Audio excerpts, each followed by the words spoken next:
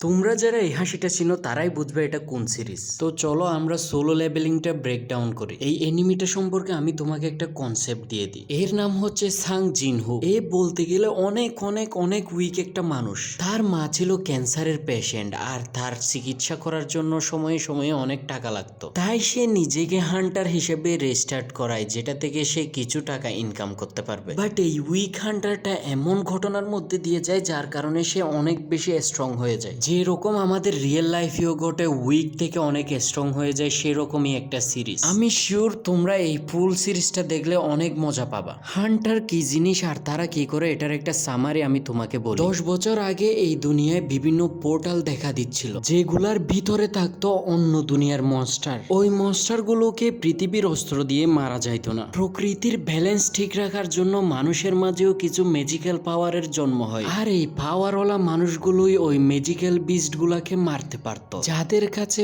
পাওয়ার আছে এই লোকগুলাই হচ্ছে মেইনলি হান্টার। এদের পাওয়ারকে ডিফাইন করা হয় এস র্যাঙ্ক, মানে সর্বোচ্চ র্যাঙ্ক, তারপর এ, তারপর বি, তারপর সি, তারপর ডি, এরপর সবচেয়ে কম র্যাঙ্ক হচ্ছে ই। যারা একদম উইক হান্টার তাদেরকে ই র্যাঙ্কে দেয়া হয়। সাং জিনহু হচ্ছে এই ই র্যাঙ্কেরই হান্টার একজন। শহরে একটা নতুন পোর্টাল ওপেন হয়েছে, এই পোর্টালগুলোকে এরা গেট বলে, আর এটা ছিল একটা ডি র্যাঙ্কের গেট। এই গেটে রেড দিতে যাওয়ার সময় যখন তারা সাং জিনহুকে দেখে তখন তারা আরো খুশি হয়ে যায়, কারণ কোম্পানি যেহেতু সাং জিনহুকে পাঠিয়েছে তাই ফাইটটা অনেক সহজ হবে মনে করতেছিল তারা বলা বলি করতেছিল সাং জিনহু হচ্ছে দুনিয়ার সবচেয়ে দুর্বল হান্টার। বাট এই কথাগুলো সাং জিনহু শুনে ফেলে আর মনের মধ্যে একটু কষ্টও পায়। তখন ওই সাং জিনহুর সাথে দেখা হয় জুহি হচ্ছে একজন হিলারের কাজ হচ্ছে ফাইটের মধ্যে যখন ব্যথা পায় সেগুলা ঠিক করা। জুহি একটু সাং জিনহুকে বেশি দেখতে পারত, এই কারণে সে জিনহুর অনেক কেয়ার করে। তো সবাই ভিতরে যাওয়ার জন্য রেডি হচ্ছিল,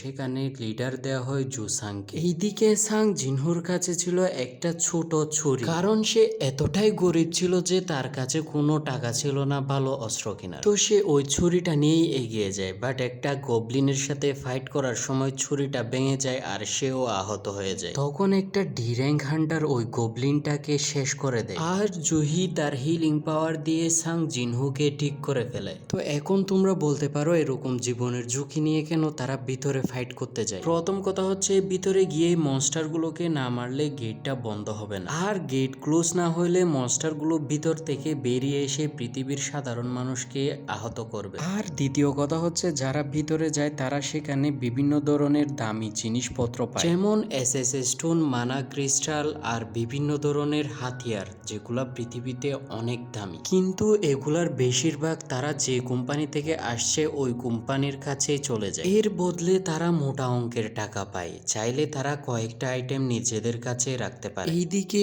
এরা এই গুহার রাজাকে হারিয়ে দেয় আর সব দামি আইটেমও কালেক্ট করে নেয়। আর জিনহুর কাছে ছিল একটা ডি র্যাঙ্কের স্টোন, যেটার মূল্য অনেক কম ছিল। এইদিকে তার কলিগ আরেকটা গুহা সেখানে পায়। তখন তারা বুঝে যায় যে তারা যেহেতু এই গেটের রাজাকে মেরে দিয়েছে, এতক্ষণে এই গেটটা বন্ধ হয়ে যাওয়ার কথা। তার মানে ভিতরেও কিছু মনস্টার থাকতে পারে। ভিতরে যাওয়ার জন্য কোম্পানির পারমিশন লাগবে, বাট এটা একটু লং প্রসেস, তাই তারা নিজেদের মধ্যে বুট করে ফেলে। জুহি সহ 6 জন না যাওয়ার পক্ষে হয়ে যায়, আর বাকি 6 জন যাইতে চায়। এখন শুধু জিনহু সাং এর বুটটা বাকি ছিল। এখন জিনহু যদি যেতে চায় তাহলে সবার যাইতে হবে, জিনহু যদি না যেতে চায় সবাই যাইতে পারবে না। জুহি মনে মনে চাচ্ছিল জিনহু না যাওয়ার পক্ষে হোক, কিন্তু জিনহু ভাবতেছিল তার মায়ের চিকিৎসার জন্য টাকা লাগবে, বোনকে পড়াশোনা করানোর জন্য টাকা লাগবে, তাই সে যাওয়ার পক্ষে রাজি হয়ে যায়। এতে করে জুহি তার উপর কিছুটা রেগে যায়, বাট কি আর করার, এখন তো সবাইকে মিলে আবার ভিতরে যাইতে হবে। তখন তারা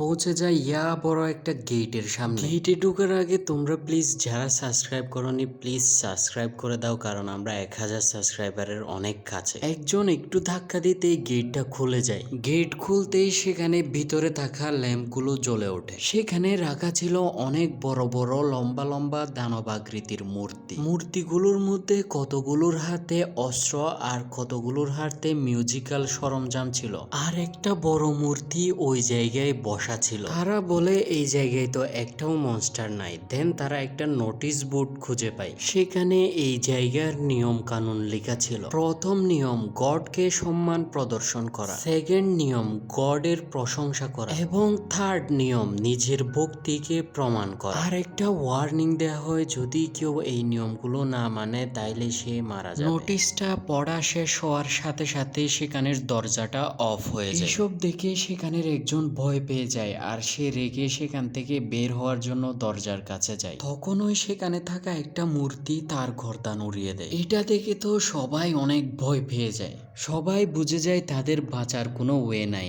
আর যদি বাঁচতে চায় তাহলে মূর্তিগুলোকে হারাইতে হবে, যেটা তাদের পক্ষে ইম্পসিবল। তখন জিনহুর ব্যাক ফ্ল্যাশ মনে পড়ে। সে একজন ই-র্যাঙ্ক হান্টার হয়েও ই-র্যাঙ্ক গেটে সে পেরে উঠতো না, কারণ সে এতটাই গরিব ছিল যে হাতিয়ার কেনার জন্য তার কাছে টাকা ছিল না। তার উপর সে এতটাই উইক যে একবার ফাইট করলে কয়েকদিন হাসপাতালে থাকতো। আর তার জুতার অবস্থা এরকম হওয়া সত্ত্বেও তার কাছে টাকা ছিল না নতুন জুতা কিনা। তখনই সে খেয়াল করে বসে থাকা মূর্তিটার চোখ লাল হচ্ছে। তখন সে সবাইকে ঝুঁকে যেতে বলে, কিন্তু যে ঝুঁকতে পারে নাই সে মারা যায়। জুহিকে জিনহু বাঁচিয়ে নিয়েছিল। এতক্ষণে তারা বুঝে যায় যে এই মূর্তিগুলোর সাথে তারা লড়াই করতে পারবে না, আর মরা ছাড়া তাদের উপায় নাই।